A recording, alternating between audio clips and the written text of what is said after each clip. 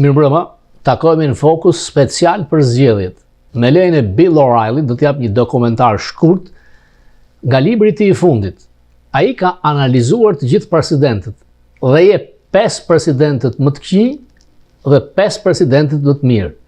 Më i miri nuk është Washington, sipas tij, Bideni është presidenti i dytë më i keq. Circumstances beyond their control. That's number one. Number two is they're just regular people who got into this situation.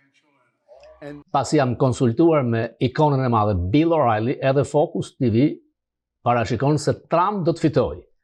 Kjo vjen pikërisht mbas analizës të bërë, mbas shkrimit nga Wall Street Journal, mbas parashikimit Bill O'Reilly dhe të dhënave që kanë ardhur. Unë natyrisht në këtë profesion kam me dekada, të paktën që 1982 në radio, duke shfrytzuar dhe masterin e shkencave në një kolegj në New York, duke bërë analizën e dhënave, unë arrin këtë parashikim, unë t'jem dhe gabim, por mendoj se Trump fiton sepse tek regjistruesit ti mund të regjistrohesh demokrat, regjistrohesh republikan ose i pavarur. Ndodh që ç'regjistrohen dhe këto janë të dhënat në North Carolina. Avantazhi të regjistruarve demokrat nga 399.000 ka rënë në 113.000. Në Pennsylvania ka ndodhur ç'regjistrimi më i madh. Avantazhi ka qenë 686.000, sot është 281.000 avantazh për demokratët. Në Arizona, në avantazh janë republikanët me afro 260.000. Në Nevada, demokratët kanë pasur rëpërsi me 110.000 të regjistruar demokrat, ka rënë në 45. Në pollet kombëtare, Harris kryeson me 1 ose 2%. Kjo nuk garanton asgjë, sepse në shtetet e betejave favorizohet Donald Trump. Dhe duke marrë parasysh pollet që kanë pasur sukses përpara 4 vitesh, Trafalgar, kam që në North Carolina, Trump kryeson 49 me 46. Në Georgia, Trump kryeson 48 me 46%. Në Arizona, 48-26. Në Pennsylvania është 46 me 43. Në Michigan, 46 me 44. E vetmja ku Harris është përpara është në Nevada, 47.8 me 47.6. Në Wisconsin, Trump është 48 me 41.6. Pra, nga këto të dhëna, fitues do të jetë presidenti Trump. E thash dhe njerë, mund të jem gabim, por ashtu siç mediat e ndryshme këtu japin parashikimet e tyre, edhe Fokus TV jep këtë parashikim. Parashikimet e basteve, ku ti mund futesh dollarët e tu, janë 63% për presidentin Trump dhe rreth 38% për Kamala Harris. Por kjo nuk do të thotë që parashikimi një gazetari t'hidhet tek përbaste. Bill O'Reilly ka gabuar vetëm një herë, ka gabuar tek zgjedhjet e midtermit në 2022, kur pa të thënë se do të kemi një dallë të madhe të kuqe. Në një town hall, ku Bill O'Reilly ishte në qendër, kur është përmendur kjo, të gjithë kanë thënë duhet ndalur emisioni sepse Bill nuk është kapur kur nga bim, ai thotë I was wrong. Me lejen e tij një segment. Was very skeptical of how well Republicans were going to do, and he was very convinced that Republicans were going to have this big landslide. I was wrong. Yep. And that's the first time. Whoa. Well, that's hold on. That's impressive. Yeah. Hold on. Okay. But I've been right about everything. This show's over. This show's over. Have a good night. Bill O'Reilly thotë që unë kam qenë gabim vetëm një herë, unë gjetoj që Everything Biden else, do të but hiqet. most Ja që things, ndodh. including the Biden, wouldn't be running. So Gazetaria amerikane ka ndryshuar shumë. Korporatat e mediave nuk lejojnë më emra potentë si Don Rather, Peter Jennings, Bill O'Reilly. Një segment nga Town Hall se si Bill O'Reilly ka mbërthyer kongresmenin demokrat, duke na kujtuar edhe një herë atë Bill O'Reilly Ford tek Fox News. That's not some moral compass. He's looking at the polls. He's looking at the polling on the issue. Well, wait. That's an interesting point you're making, Congressman. What was your reaction when the nominee for the Democratic Party said Trump wants to ban abortion? You know that's not true. Well, hold on a second. Wait, you know it's not true? I know when Trump says something, I know it's not true. No whataboutism here. No whataboutism. Hold on. You knew and know that what she said was false. The only Does that bother you? Hold on. The only reason you can say that is because we have a filibuster in the Senate. If it She made the statement in front of the world. Hold on. Yeah. It's not true. Bill, do you support that? Bill. Edhe pse ne parashikojmë se fitues do të jetë zoti Trump, kjo do të ndodhte nëse zgjedhjet mbajnë nesër. Sepse ka pasur gjithmonë të papritura, gafa, siç ishte rasti Mitt Romneyt, i cili deri 4 ditë përpara zgjedhjeve në përplasjen me Barack Hussein Obamën, ishte 10 ose 14% më shumë. Ndodhi fladi përmbysje e madhe me Sandin, o zdan. Në 96-ën, Hillary Clinton ofendoi votuesit republikanë. Kjo po ngjet me Biden, pasi një komedian që u ftua në mënyrë të çuditshme në një platformë në Madison Square Garden ku e cilësoi si ishuj plerash Puerto Ricon, Biden me gafën e fundit thotë që plera janë republikanët që votojnë për Trump. Kamala Harris u distancua me njëherë, por kjo mund ta godas shumë. Ndërkohë Trump, si aktor, veshi një kostum të atyre që mbledhin plerat dhe me një makinë plerash dha një mesazh të madh. Nuk janë plerat 250 milion amerikanë. Pra, edhe frazat e fundit mund të ndikojnë.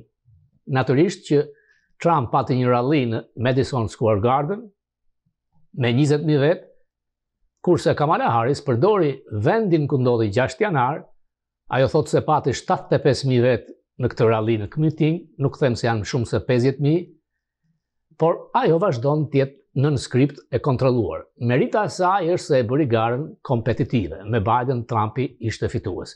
Kanë filluar problemet e zgjedhjeve. Kemi në Pennsylvania, kemi në vende të tjera.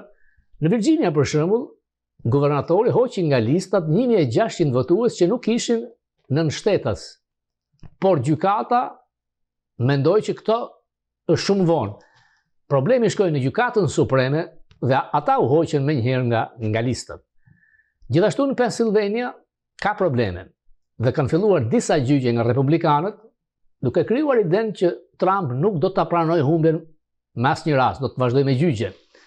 Një rast në Michigan, një student kinez i ligjshëm në Amerikë, por jo citizen, është regjistruar për të votuar me ID-n e studentit, është kapur dhe rrezikon të dënohet me burg. Siç më tha Bill O'Reilly javën e kaluar, në ekskluzive, ka pasur gjithmonë mashtrime dhe vjedhje, me përjashtim të herës parë kur George Washington nuk pati zgjedhje u emërua, që nga Jefferson e Adams deri sot vjedhje, manipulime, spekulime ka pasur, por varet se sa e madhe ka qenë vjedhja, se sa ka ndikuar në rezultat. Pa provuar me fakte në gjykat, asgjë nuk pranohet. % of all this according to a poll that came out today, 78% of college professors in America are going to vote for Harris. I mean, that's overwhelming. And what you have now is this movement to go into the progressive precincts. If cheating is Ka probleme, ka mashtrime në zgjedhjeve. Nëse mashtrimet zbulojnë, duhet të gjesh fakte. has been cheating in every single presidential election. Ka pasur vjedhje në çdo zgjedhje presidenciale, qysh prej Adams dhe Jefferson. Në Washingtonin jo, sepse ai nuk pati zgjedhje, u emërua. Problemi është se sa e madhe është vjedhja, mashtrimi. Adams, Jefferson, till now, every election it was cheating. It's just a matter of how big it is. And Europa është shumica e madhe, progresive.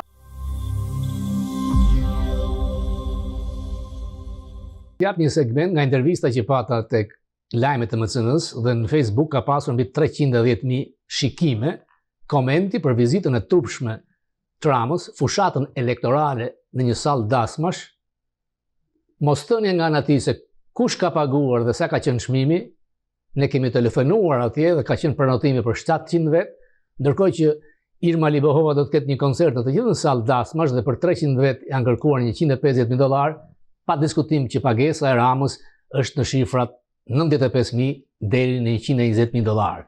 Të tregoj kush pagoi për këtë fushat elektorale në Manhattan. Ai nuk ka paguar. Ndërkohë, skandaloze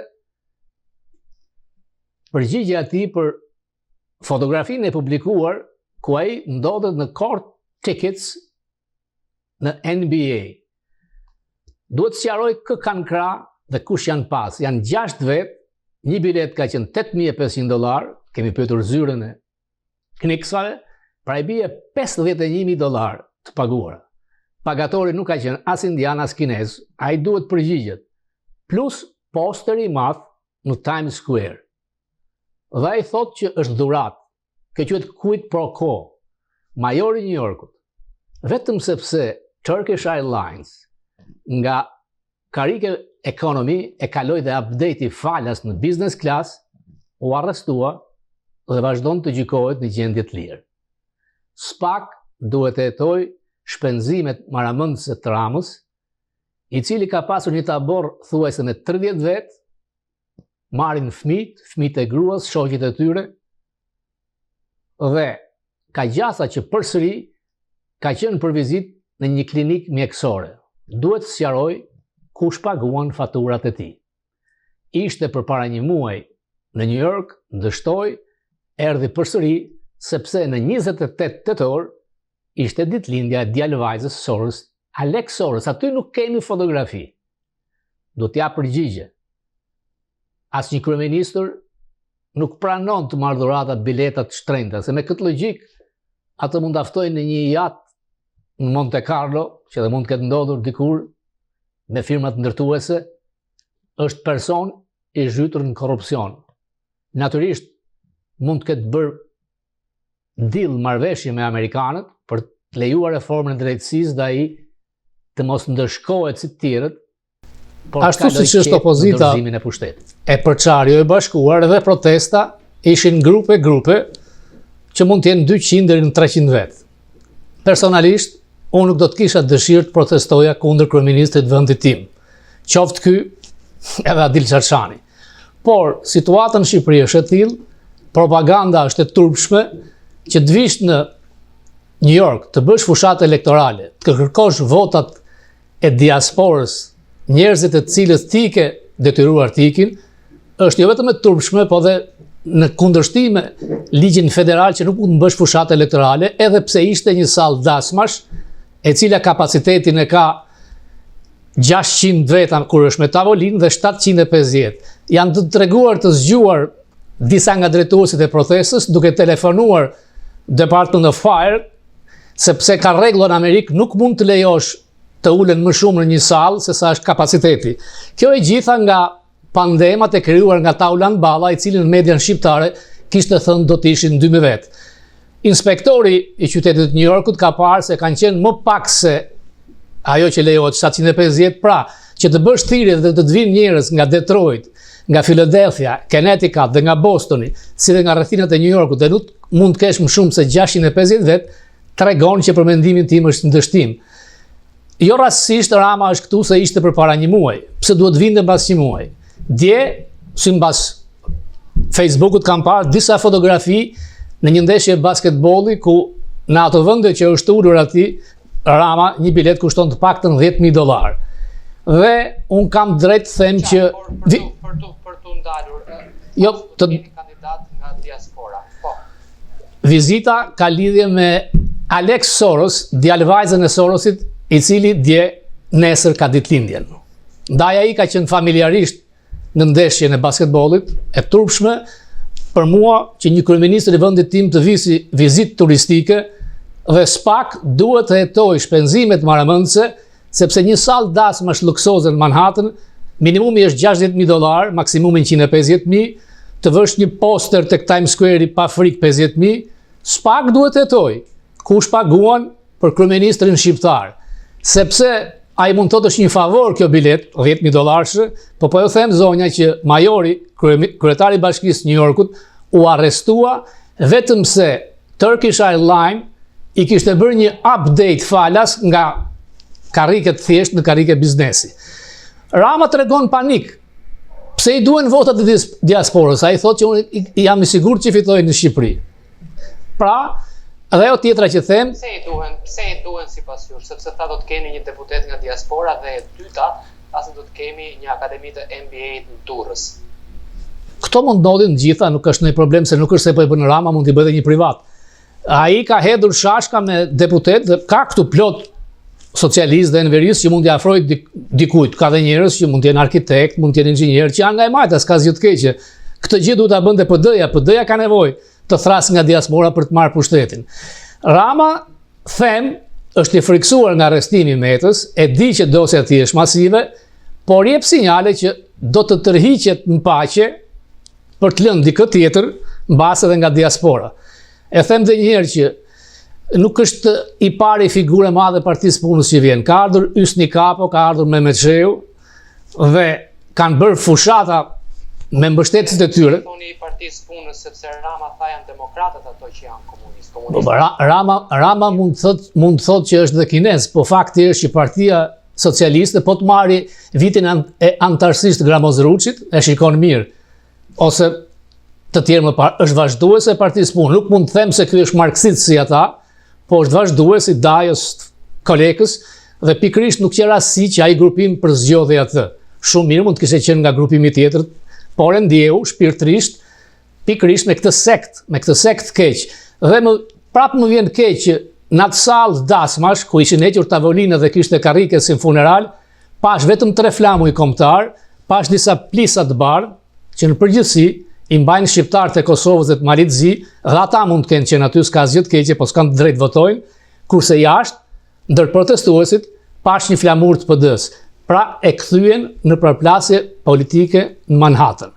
Dikur Ysni Kapo kur vinte këtu, i thoshte familjeve nacionaliste, mos martoni vajzat tuaj me ballistët dhe me nacionalistët, më mirë me Afrikan-Amerikan. Nuk ka ndryshuar propaganda kësaj partie. Biden po fundose me shpejtësi dhe numrat po shkonin të poshtë. Trump duke i pandalshëm.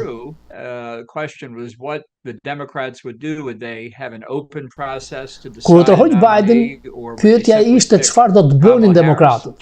A do të kishin një konvent të hapur apo thjesht do të zgjidhin Kamala Harris? Zgjodhen Harris. Nuk mendoj se është nominimi i tyre më i mirë. Dinamika e zgjedhjeve nuk ka ndryshuar shumë, por Kamala Harris ka një shans të fitojë. Nëse zgjedhjet do të mbaheshin sot, do të parashikoja që fiton Trump. Por është një lojë shumë e vështirë. E para janë rrethanat që dalën jashtë kontrollit tyre. Ata janë njerëz të thjeshtë. Mënyra se si reagojnë përcakton se kush janë ata. Ja kush janë 5 presidentët më të këqij sipas Bill O'Reilly. I 14-ti, Franklin Pierce. Ai ishte pro-sklavërisë, edhe pse vinte nga New Hampshire. Ai firmosi aktin Kansas-Nebraska, duke filluar një luftë guerrille në Kansas. Franklin Pierce was a drunk, number one. Në mes të fraksioneve pro dhe kundër sklavërisë. Franklin Pierce ishte një pianec, thot Bill O'Reilly. Kjo ndikoi shumë në mënyrën se si të funksiononte dhe të merrte vendime në shtëpinë e bardhë. Nuk mundesh të gjendesh shumë gjëra rreth tij, do të shikosh shumë fotografi për të kuptuar se çfarë realisht ishte ai. I vdiq një fëmijë dhe ai nuk e kaloi dot këtë dhimbje të madhe, asnjëherë. Pati një krizë të madhe mendore dhe askush nuk e dinte që ai ishte në krizë mendore. Pastaj gjithkund doli problemi i sklavërisë. Ai u mundua që ta hiqte këtë problem për të bërë me pazare të ndryshme, por nuk mundi dot. Ai nuk bëri asgjë. Pa absolutisht asgjë. Është presidenti I pest me i keq. Ai çdo nat pinte me parat e taksapaguesve amerikanë. Janë 3 president modern që nuk kanë pirë në shtëpinë e bardhë. Bush, Obama dhe Trump. Unë kam qenë shpesh me Trump. Kakao vanila me madhe, nuk pinte kur alkohol. Pinë shumë Diet Coke dhe për këtë mënyrë flokët e tij janë ashtu siç janë. Franklin Pierce ishte një pianec. Ti nuk mund ta bësh atë punë nëse je pianec. Pik. Ai dështoi jo thjesht se ishte pro sklavëri, sepse kishte njerëz. Jefferson, Washington, në atë kohë kishin sklavër. Por ata bën të tjera gjëra të mira që e mbikaluan këtë problemin e sklavërisë. John Tyler është presidenti 4 më i keq sipas Bill O'Reilly.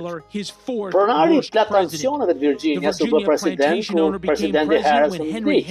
Ai mori postin e tij. Ai ishte kampion i të drejtave për shtetet, jo për qeverinë federale.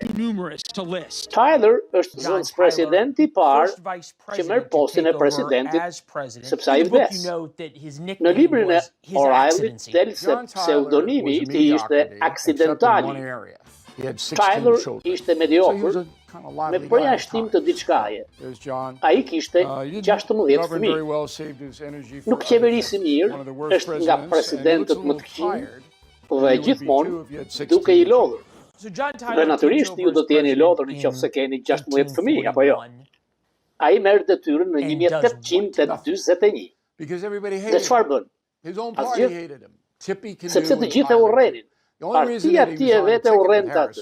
Ai nuk mund të bënte asgjë. E vetmja mënyrë që ai ishte në ticket me Harrison, sepse ai ishte pro sklavërisë, asgjë tjetër. Harrison donte dikë nga shtetet e jugut pro sklavërisë. Kaq. Askush nuk mendonte se ky kloun do të bëhej një ditë president, por ja që ndodhi. Ai bëhet president, partia e tij e urren. Ai kërkon të bëjë diçka, kongresi jo, ne urrejmë ty.